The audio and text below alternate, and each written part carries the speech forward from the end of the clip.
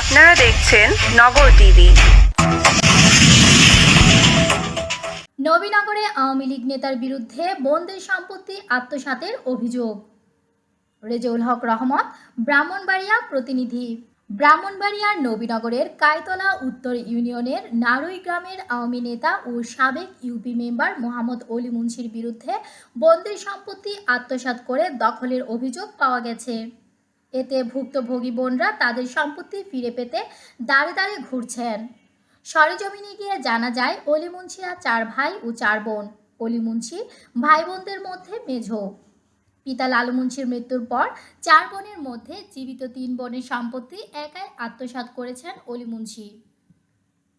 অলি মুন্সির ছোট বোন নয়নতারা বলেন, আমি স্বামী সংসার নিয়ে খুব অসহায় অবস্থায় আছি। আমার এক মেয়ে 12 বছর বয়সে অসুস্থ হয়ে টাকার অভাবে বিনা চিকিৎসায় মারা গেছে। অলি মুন্সির হাতে পায়ে ধরেও আমি জমি ফেরত পাইনি, টাকাও দেয়নি।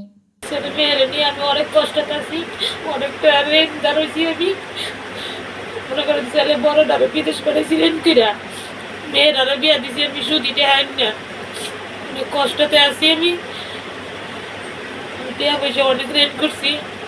ওখানে আমার সম্পদ যেভাবে আপনারা লইয়া দেন না, সেটা আমার রেঞ্জ দেওয়া লাগবো। আমি অনেক টেনশনে, আমি অসুস্থ হয়ে গেছি, আমি 2বার স্ট্রোক করছি। আমি এই টেনশনে আমার ঘুম নাড়াইতে বাইরে আমি কান্দা কান্দা অনেক কিছু কইছি। বাইরে আমার কষ্ট বুঝে না, আমার রাইতে আমার ঘুমো না টেনশনে অনেক। আমি রেন করে বইছি। আমার বাপের সম্পদ যদি আপনারা না দেন তাহলে আমি মনে করেন মৃত্যু ছাড়া আর আমার কিছু নাই।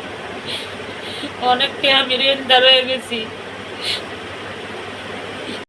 অলি মুন্সির আরেক বোন মালন বেগমের একমাত্র ছেলে কাশিম মুন্সি বলেন, আমার 4 মামার মধ্যে এক মামা আমার মায়ের সম্পত্তি দখল করে রেখেছে। আমার মায়ের হিস্সাও দিতে চাইছে না, কারো কাছে গিয়েও কোনো সহযোগিতা পায়নি। অলি মুন্সির ছোট ভাই হোসেন মুন্সি বলেন, আমার মেজো ভাই অলি মুন্সি একাই বোনদের নামে থাকা সম্পত্তি দখল করে রেখেছে। আমরাও বললেও তিনি দিতে চান না।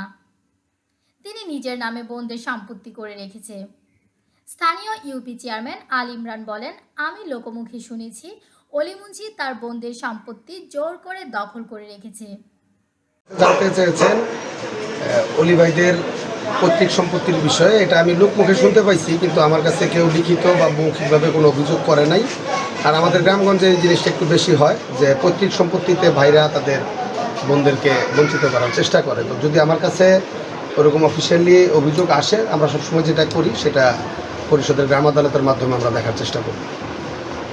এই সময় অলি মুন্সি এলাকায় না থাকায় তার মুঠোফোনে যোগাযোগ করা হলে তিনি বলেন, বোনদের নামে বাবা কোনো সম্পত্তি লিখে যায়নি।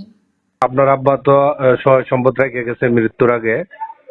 আপনার বোনদের দাবি হচ্ছে শুধু অলি মেম্বার আমাদের সম্পদটা আমরা বুঝাই দিতেছে না।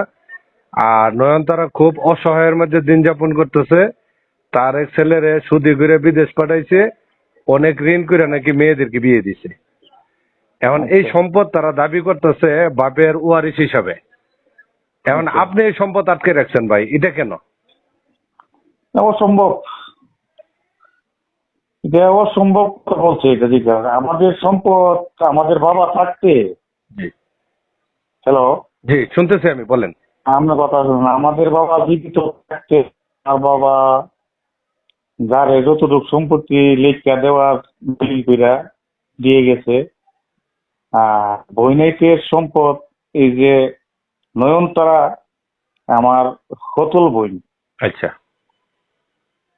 তো হতল বোনের যে সম্পদটা আমি দিছে। হতল বোন মানে কি? আপনার বাপ এক বাপ এক মা।